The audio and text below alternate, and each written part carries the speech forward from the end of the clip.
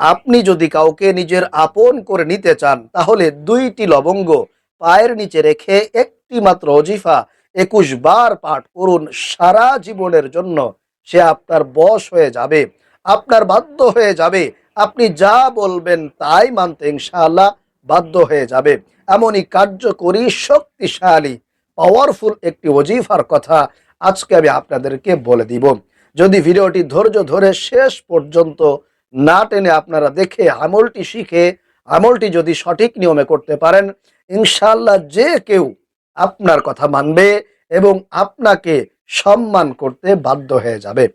বিশেষ করে প্রিয় ভাইয়েরা, মা বোনেরা, আপনার স্বামী যদি আপনাকে ভালো না বাসে, মহাব্বত না করে, স্ত্রী যদি আপনার অবাধ্য হয়ে থাকে, কোনোভাবেই তাকে আপনার বাধ্যগত করতে পারছেন না, আপনার নিয়ন্ত্রণে আনতে পারছেন না, আপনার সংসারটা ভেঙে যাওয়ার উপক্রম হয়ে যাচ্ছে, এখন আপনি চাচ্ছেন যাতে করে সব কিছু আগের মতো যেন ঠিক হয়ে যায়, সম্পর্কটা যাতে ভালো হয়ে যায়, তাহলে আমি বলবো, ও প্রিয় ভাইয়েরা, মা বোনেরা, আজকের এই পাওয়ারফুল শ্রেষ্ঠ আমলটি কোনোভাবেই মিস করবেন না।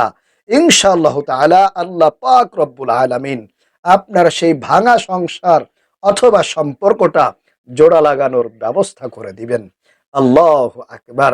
যার জন্য আমলটি করবেন সে আপনার একেবারে বাধ্য হয়ে যাবে, বশ হয়ে যাবে। আপনি যা বলবেন আপনার সমস্ত কথা বিনা বাধা ইনশাআল্লাহ মেনে নিবে। তাহলে প্রিয় ভাইয়েরা, মা বোনেরা, আসুন আমি আপনাদেরকে আমলের নিয়মটি বলে দিই। তবে তার আগে বলবো, আপনি যদি আমাদের এই চ্যানেলে নতুন এসে থাকেন তাহলে অবশ্যই দয়া করে চ্যানেলটি সাবস্ক্রাইব করে দিবেন এবং ভিডিওতে একটি লাইক দিবেন। প্রিয় ভাইয়েরা, মা বোনেরা, আপনারা জানেন রান্না বান্না করার ক্ষেত্রে আমাদের মা বোনদের লবঙ্গের প্রয়োজন হয়, যেটা একরকম নাকফুলের মতো কিন্তু দেখা যায়। তো এরকম 2টা লবঙ্গ আপনারা সংগ্রহ করবেন, আপনারা ব্যবস্থা করে নেবেন। 2টা লবঙ্গ সংগ্রহ করার পরে আপনাদেরকে ওযু করে পবিত্রতাটা অর্জন করে নিতে হবে।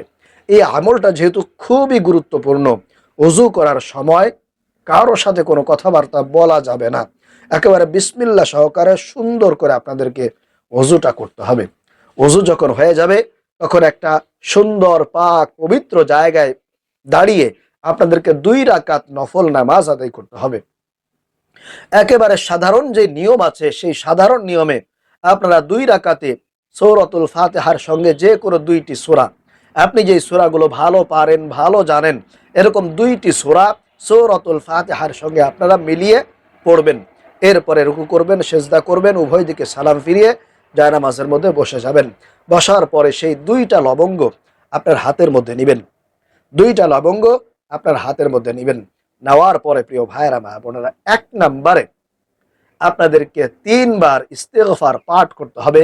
নিজের জীবন যৌবনের সমস্ত গুনাহের জন্যে, সমস্ত অন্যায়ের জন্য আল্লাহর কাছে ক্ষমা চাওয়ার জন্যে, মাফ চাওয়ার জন্যে আপনাদেরকে সর্বপ্রথম 3 বার ইস্তেগফার পাঠ করতে হবে, যাতে করে আল্লাহ আপনাকে ক্ষমা করে দেয়, আপনার সোনার সংসারটা যাতে করে আল্লাহ রাব্বুল আলামিন জোড়া লাগানোর ব্যবস্থা করে দেয়, আপনার মনের মানুষ, ভালোবাসার মানুষকে যাতে করে আপনার কাছে ফিরিয়ে দেয়।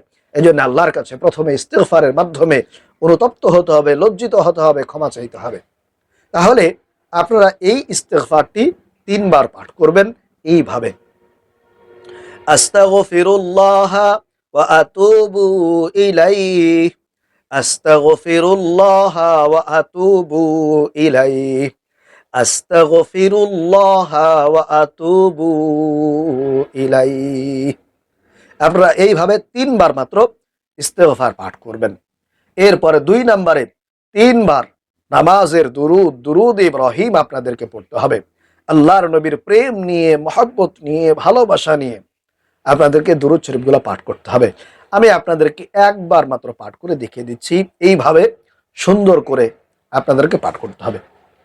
আল্লাহুম্মা সাল্লি আলা মুহাম্মাদ ওয়া আলা আলি মুহাম্মাদ কামা সাল্লাইতা আলা ইব্রাহিম ওয়া আলা আলি ইব্রাহিম ইন্নাকা হামিদুম মাজিদ।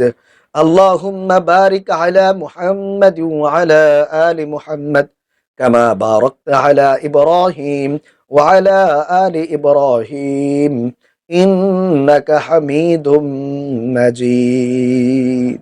এইভাবে করে পড়বেন। আর যাদের সময় থাকে না, খুবই অল্প সময়, তারা ছোট্ট দরুদ শরীফ চাইলেও মাত্র 3 বার পড়তে পারেন। এই ছোট্ট দরুদ শরীফটা, সাল্লাল্লাহু আলাইহি ওয়াসাল্লাম, সাল্লাল্লাহু আলাইহি ওয়াসাল্লাম, সাল্লাল্লাহু আলাইহি ওয়াসাল্লাম, তাহলে হয়ে যাবে। তাহলে প্রিয় ভাইরা মা বোনেরা, 1 নম্বরে 3 বার ইস্তিগফার পাঠ করবেন, 2 নম্বরে 3 বার দরুদ শরীফ পাঠ করবেন। এরপরে আপনি সেই 2টা লবঙ্গের যে কোনো একটি লবঙ্গ আপনার হাতের মধ্যে নেবেন, হাতের তালুতে এইভাবে রাখবেন। হাতের তালুতে রেখে আপনি যার জন্য আজকের এই পাওয়ারফুল আমলটি করতেছেন, যাকে আপনার বাধ্য করতে চান, সে যদি আপনার স্বামী হয়, তাহলে আপনার স্বামীর কথাটা আপনি স্মরণ করবেন, তার কথাটা মনে মনে চিন্তা করবেন, কল্পনা করবেন। আপনার যদি ভালোবাসার মানুষ হয়, যাকে আপনি ভালোবেসেছিলেন, যাকে আপনি পছন্দ করেছিলেন, যাকে আপনি বিবাহ শাদী করার মাধ্যমে তার সঙ্গে সংসার করতে চেয়েছিলেন, সেও আপনাকে ভালোবেসেছিল, মহব্বত করেছিল, আপনার সঙ্গে বিবাহ বসতে চেয়েছিল, আপনাকে নিয়ে সংসার করতে চেয়েছিল, কিন্তু শেষ পর্যন্ত এসে সে আপনার সঙ্গে প্রতারণা করেছে, আপনাকে ধোঁকা দিয়েছে, আপনাকে কষ্ট দিয়েছে, কিন্তু স্টিল নাও আপনি তাকে বিবাহ করতে চান, তার সঙ্গে সংসার বাঁধতে চান, তাহলে ওই মানুষটার নামটা আপনি নেবেন, তার কথা স্মরণ করবেন, চিন্তা করবেন।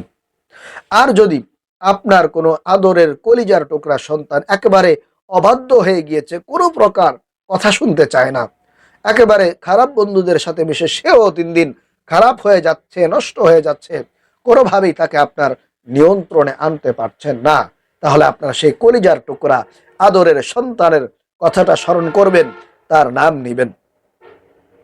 আর যদি আপনার স্ত্রীর জন্য করে থাকেন, আপনি মনে করেন বিদেশে আছেন কিংবা ঢাকাতে আছেন, আপনার স্ত্রী গ্রামে আছে, সে দেখা যায় আপনার অবর্তমানে অন্য কারো সাথে পরকীয়া করে আপনার বাড়ি থেকে পালিয়ে চলে গিয়েছে, আপনি চাচ্ছেন আপনার সেই পালানো স্ত্রীকে আবার আপনার বাড়িতে ফিরিয়ে আনার জন্যে, তার সাথে সংসার করার জন্যে, তার সঙ্গে যোগাযোগ করার জন্যে, তাহলে এই আমলটা খুবই গুরুত্বপূর্ণ হবে।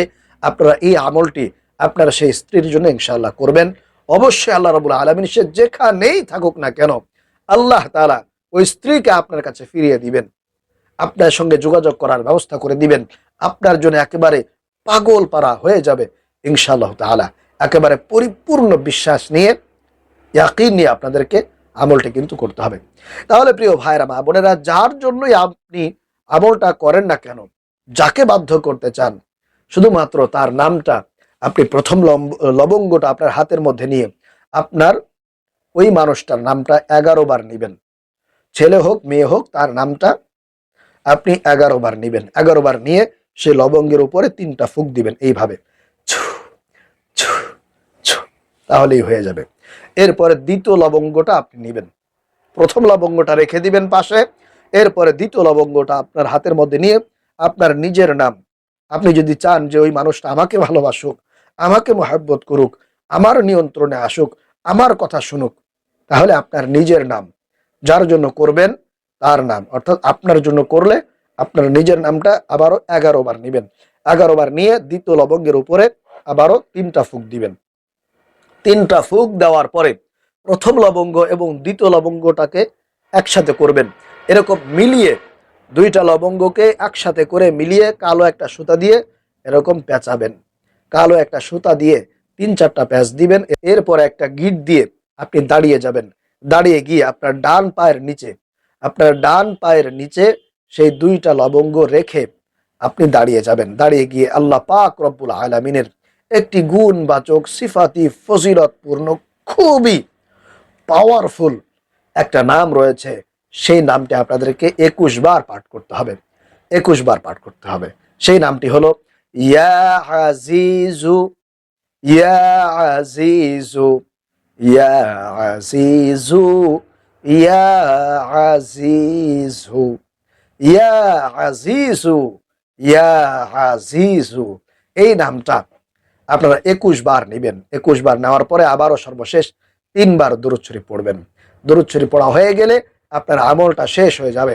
তখন আপনার সেই পায়ের নিচ থেকে লবঙ্গ দুটো উঠিয়ে আপনি যে কোনো ভালো পরিষ্কার স্বচ্ছ পানিতে ফেলে দিবেন, অথবা যদি পানি না থাকে আপনি যে কোনো মাটির নিচে পুঁতে রাখবেন, তাহলেই ইনশাআল্লাহ হয়ে যাবে। ওই মানুষটা যেখানেই থাকুক না কেন, আল্লাহর রহমতে, আল্লাহ তাআলার বরকতে, কুদরতিভাবে, অলৌকিকভাবে তার মনের মধ্যে একটা অস্থিরতা, পেরেশানি আল্লাহ তাআলা আপনার জন্য তৈরি করে দিবেন।